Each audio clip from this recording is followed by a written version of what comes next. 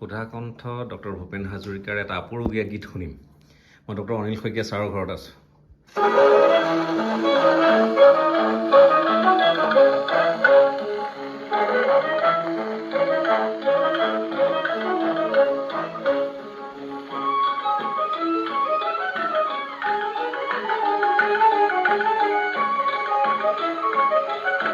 Sir এইটো 1936 চনত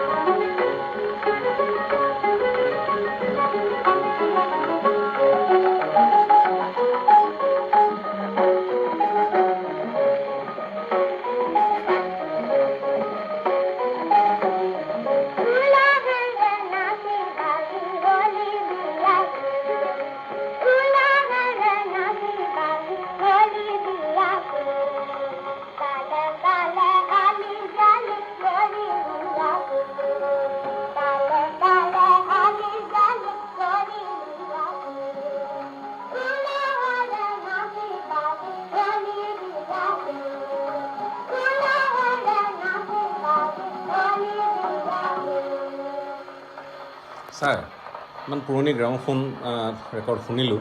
আপুনি সংৰক্ষণ কৰি যথেষ্টখিনি ৰাখিছে, কিন্তু বৰ আপুৰুগীয়া সম্পদ এবিধ ৰাখিছে আপুনি। এই গীতটি বিষ্ণুপ্ৰসাদ ৰাভাৰ গীত। 1936 চনত বিষ্ণুপ্ৰসাদ ৰাভা জ্যোতিপ্ৰসাদ আগৰৱালা যেতিয়া কলিকতালৈ গৈছিল শোণিতকৌৰীৰ বাণীবদ্ধ কৰিবৰ কাৰণে, তেতিয়া বিষ্ণুপ্ৰসাদ ৰাভাই তৎকালীনভাৱে 4টা গীত ৰচনা কৰিছিল। এটা উলাহেৰে নাচি বাগি হলি বিয়াই কুল, এটা কাষতে কলচি লৈ, এটা আজলি হিয়াৰ মাজে বিজুলী বান মাৰে, ঠিক গজলৰ নিচিনা, তেনেকুৱা 4টা গীত ৰচনা কৰিছিলে। আৰু ভূপেন হাজৰিকাৰ হতুৱাই তেতিয়া 2খন ৰেকৰ্ড এনেকৈ বাণীবদ্ধ কৰাইছিলে 1936 চনত। তেতিয়া ভূপেন হাজৰিকাৰ বয়স কিমান হ'ব? 9 বছৰ।